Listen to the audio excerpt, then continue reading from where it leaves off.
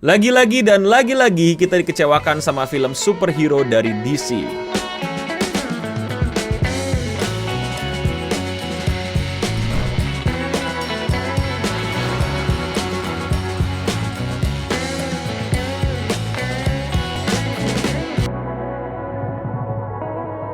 Selamat datang lagi di podcast Indonesia Radio Singham, di mana kalian gak perlu lihat visualnya, kalian bisa gedein speaker atau pasang headset dan lanjutkan aktivitas kalian. Dan kali ini kita akan nge-review film The Flash. The Flash, film yang sebenarnya hampir gak jadi keluar gara-gara aktornya bermasalah. Ezra Miller, get yourself together, kalau nggak, wah ini DC makin kacau balau aja. Bersyukur kali ini tidak ada gangguan eksternal dari orang-orang aneh di bioskop, dan gue bisa menikmatinya secara 100%. Dan menurut gue, oh my god, ini CGI apaan? Ini CGI yang gak layak untuk masuk bioskop. Ini CGI yang bener-bener oh my. Tahu gak sih lu kayak apa ya? Kayak grafik PS2 kacau banget dari awal loh. Kayak what happened DC? Ini kelihatan banget sih something's wrong sama VFX department. Gua nggak perlu jelasin banyak. Itu muka bayi kayak direndernya pakai PC gaming gua gitu loh, bukan pakai PC setaraf industri film gitu. Terus muka Ezra Miller tuh kayak di kayak ditempel doang gitu, kayak apa ya, kayak bocil-bocilnya Windah gitu belajar After Effects terus dihilangin green-screen itu tempel gitu, kayak oh my god DC ini VFX-nya tobat banget sih, ini mesti tobat sih, parah banget sih, keterlaluan sih, asli. Ini bener-bener hal yang sangat mengecewakan buat gua. Jujur awal-awal gua ngedrop, gua nggak nyaman, gua bener-bener yang kayak aduh ini apa-apaan sih, ya ampun gitu loh. Tapi ternyata di pertengahan film gua nggak peduli dengan VFX-nya yang jelek amat ini. Gua sangat-sangat menikmati film ini 100% dari luar dan dalam. Gua sebagai fans DC bener-bener bisa bilang kayak akhirnya gua kagak kok gitu, kok gini, kayak apaan sih nih gitu loh. Selama udah film-film DC gitu ya, termasuk yang Zack Snyder gitu loh. Gue udah bilang kan, kritik gue terhadap Zack Snyder itu tuh apa ya, filmnya mau dark, mau apa ya, mau complicated, tapi DC nggak mau complicated, jadi lu nanggung. Di The Flash, sutradara ini si Andres, yang kalau kalian sadar gitu ya, si Andres ini adalah sutradara yang ngedirect film It, tau nggak? IT, film badut serem itu ya, yang pertama dan sequelnya gitu. Terus tiba-tiba menggarap film The Flash. Ini menurut gue cukup apa ya, lompat gitu. Dan gue pikir The Flash bakal dark serem kayak apa ya, Aquaman tuh ya, sempat ada kayak horor-horornya gitu, tapi enggak. Gue bener-bener vibe seneng nontonnya. Gue bener-bener vibe yang kayak oh my god, akhirnya DC bisa kayak nggak kebanyakan mau gitu, nggak kebanyakan aku mau ini, aku mau itu, aku mau semua-muanya gitu loh, semua mesti kukuasai gitu. Enggak, oke, DC akhirnya tahu gue mau bikin The Flash, gue mau fokus ngomongin The Flash, gue mau bikin The Flash yang referensinya jelas dari Flashpoint Paradox. Gue nonton The Flashpoint Paradox dan menurut gue yang gue suka adalah di sini tim bener-bener membedakan, enggak, ini bukan The Flashpoint Paradox. Itu yang gue suka, karena di The Flashpoint Paradox kita ngelihat Barry cuma satu, nggak dua gitu, dan di sini langsung dikasih dua Barry, jadi kita tahu oh ini cerita yang berbeda. Ini memang referensinya Flashpoint Paradox, tapi another Flashpoint Paradox. Dan surprisingly sangat-sangat mantap, sangat-sangat menyenangkan, sangat-sangat yang sampai wow, ini akhirnya DC punya fan service untuk fansnya gitu loh. Nggak aneh-aneh, nggak ribet-ribet yang my god. Oke, mau nggak mau gue akan bilang ya, gue sangat menyesal gue mesti melihat di trailer ada Michael Keaton di situ. Batman Michael Keaton, Batman 1989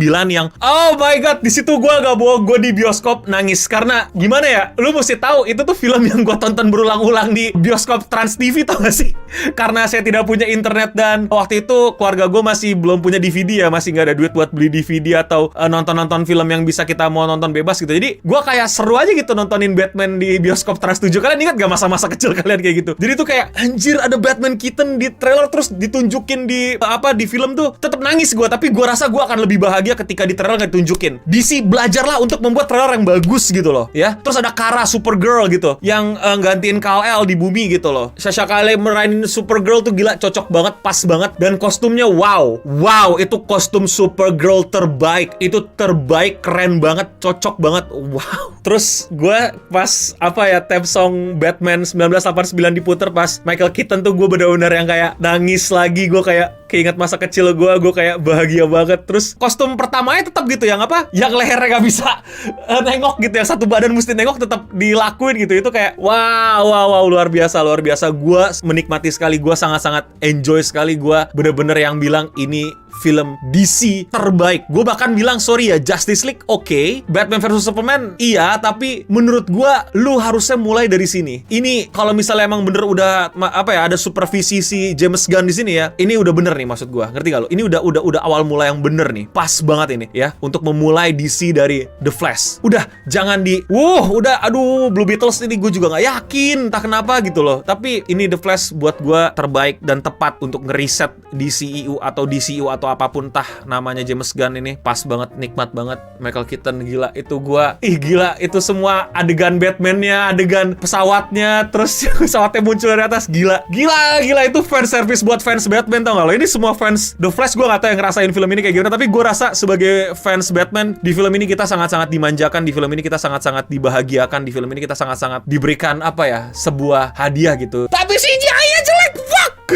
Untung pas adegan Batman minim CGI. Seriusan, kalian sadar gak? Pas Batman tuh CGI-nya minim banget. Oh ya, gue lupa ceritain story ya. Ini story-nya tentang The Flash Point Paradox ya, dimana Flash pengen memperbaiki masa lalu ya. Dia pernah pakai kekuatannya dulu 1 detik doang itu buat nyelamatin Justice League, tapi sekarang dipakai untuk berhari-hari, bertahun-tahun sampai untuk nyelamatin ibunya. Ini udah klisenya The Flash lah gitu, yang ibunya mesti mati gitu biar dunia berjalan dengan lancar, dan gak lancar-lancar amat sih endingnya, tapi ya lancar lah gitu. Dan gimana The Flash pengen berusaha menyelamatkan bapaknya yang dituduh membunuh ibunya karena semua bukti mengarah pada beliau. Dan gara-gara dia kembali ke masa lalu, dia membuat kekacauan. Jadi ada 2 Flash, dia sempat kehilangan kekuatan, tapi abis itu dapetin kekuatannya lagi. Dan tiba-tiba dunia diserang sama General Zod, dan dunia tidak ada Superman, adanya Supergirl dan Batman. Ya udah, itu petualangan mereka nyelamatin dunia itu, dan untuk menyadarkan Flash tentang nggak semua masalah mesti diselesaikan gitu. Kadang lu ya cuma bisa let it go gitu. Tidak ada moral dalam cerita ini. Lagi-lagi nih kayaknya emang udah arahan James Gunn banget sih, film tentang family banget, tentang kekeluargaan banget lah ya. Bagaimana kita tidak bisa mengubah masa lalu dengan kekuatan The Flash bahkan gitu. Ada titik yang emang lu harus terima gitu untuk mengiyakan pesan moral dari emaknya The Flash. Ya tidak penting sih ceritanya, sudah selama gue bisa melihat Michael Keaton. Gila, itu theme song Batman luar biasa. Oh, gue mau apresiasi lagi, yaitu adalah, gue rasa ya, ini gue punya hipotesa, fans teori gue. Batman Michael Keaton di Earth berapa gue nggak tahu itu yang disamperin sama The Flash, itu bukan Bruce Wayne, itu Thomas Wayne. Serius, ini for real. Gue bisa jamin. Memang ada itu kayak tiba-tiba si Batman cerita tentang keluarganya juga gitu. Gue paham gitu loh. Tentang orang tuanya gitu ya. Mungkin itu orang tua Thomas Wayne yang dimaksud. Tapi satu hal yang sangat-sangat jelas terlihat kalau itu adalah bukan Bruce Wayne, melainkan Thomas Wayne, yang dimana di Earth itu Bruce Wayne-nya yang ketembak gitu, bukan Thomas Wayne dan Martha Wayne. Itu adalah jelas banget simbolisasinya pada saat Michael Keaton mau masuk ke Batcave, yang dimana dia mencet tombol, yang di tombolnya itu adalah foto keluarga. Kalau dia Bruce Wayne, yang dipegang itu muka bapaknya. Kenapa dia pegang muka anak di situ? Oh my god. Percaya sama gue, itu Thomas Wayne. Lagi-lagi ada yang gue gak suka, dimana pada saat di Chronosphere si The Flash itu berantem untuk kembali ke masa lalu gak nih? Jangan kembali ke masa lalu. Tiba-tiba ruang dan waktunya hancur gitu. Terus kita melihat verse yang lain dari DC itu masuk ya, alias ke masa lalu film-film DC gitu ya. Kita bisa ngelihat Superman-nya Christopher Reeve. Terus ada Superman-nya Nicolas Cage yang gak jadi tayang, yang itu tuh jadi pembahasan di internet, Superman rambut panjang gitu, yang bakal diperanin sama Nicolas Cage tapi nggak jadi diproduksi. Terus The Flash yang klasik yang pasti pakai helm, itu buat gua sangat mengecewakan ya. Sumpah sangat mengecewakan, kayak nggak seru gitu, kayak apaan sih gitu loh. Karena 3D dan CGI lagi-lagi yang kayak kenapa nggak orang ya? Padahal mukanya muka Nicolas Cage, kenapa nggak pakai Nicolas Cage? Apa bayarannya beda kalau muka sama tampil? I don't know man, ugly man. Jadi gua nggak merasa indah dan nggak merasa istimewa di situ. Gua jadi malah merasa annoying gitu. Kenapa CG lagi sih? Kenapa 3D lagi sih? Kenapa ini muka dirotok ke badan 3D sih? Ganggu nih. Lagi-lagi gue lagi main game PS2 lagi nih gitu loh. Ngerti gak? Perasaan teknologinya makin mundur makin kerasa nih. Di situ menyebalkan sekali sih buat gue, jadi nggak indah gitu. Jadi elah gitu loh. Gara-gara CGI yang serba kayak pre-render nih, kayak 3D lagi. Ini tau gak lo? Kalau kalian pernah bikin film namanya pre-visual gitu. Ini bukan visual yang bakal tayang. Ini malah pre-visual sebelum syuting gitu, biar tahu actingnya mesti gimana, nanti pengadegannya ini gimana gitu. Sangat-sangat mengganggu dan menyebalkan sekali buat gue. Gue sebagai fans DC tidak merasa spesialis tuh. Gue malah berasa apa ya, dilemparin telur gitu, kayak apaan sih, gini lagi gitu, mau multiverse, mau apa ya, Easter egg malah Dan gue mau apresiasi lagi, ini film ceritanya udah oke, udah standar lah, nggak usah ribet-ribet, nggak usah complicated, nggak usah so dark gitu, sehingga gue bener-bener terbawa banget sama film ini, sama Keaton Batman. Dan tiba-tiba gue bener-bener lupa kalau tadinya gue di otak gue mikir, wah, The Flash tetap ngelakuin sesuatu nih, yaitu mindahin kaleng kan dia. Ini gue udah mikir nih, di akhir-akhir nih yang bakal keluar di mobil nih bukan Ben Affleck nih, karena kalau kalian tahu kan ini pasti ada yang berubah nih gitu kan. Dan ini dari pengambilan gambar juga sudah memberikan clue bahwa ini bukan Ben Affleck nih. Makanya gue pikir, wah, jangan-jangan jadi Keaton nih gitu loh. Wah, permainan Keaton main nih di The Flash yang ini gitu, dan dia jadi Thomas Wayne. Tadi gue udah seneng kayak gitu karena gue udah kemakan hipotesa gue sendiri tentang Keaton yang di sini tuh Thomas Wayne, bukan Bruce Wayne gitu. Dan ternyata yang keluar dari mobil adalah George Clooney. Aduh, gue lupa ada George Clooney main Bat. Gue lupa banget, sumpah gue lupa banget. Dan di situ gue bahagia lagi, yang tadi udah kesel sama CG gitu. Dan ini bisa, tapi malah jadi kesel juga sih gitu loh. Kayak ini George Clooney bisa muka orang asli gitu, nggak CG gitu, nggak di tracking gitu. Kenapa lo kagak pakai Nicolas Cage gitu? Kenapa yang George Clooney bisa itu? Aneh aja buat gue. Tapi gue senang banget tiba-tiba kayak, oh iya, George Clooney, fuck George Clooney juga main Batman. Aku lupa. Tidak, Papa maafkan aku.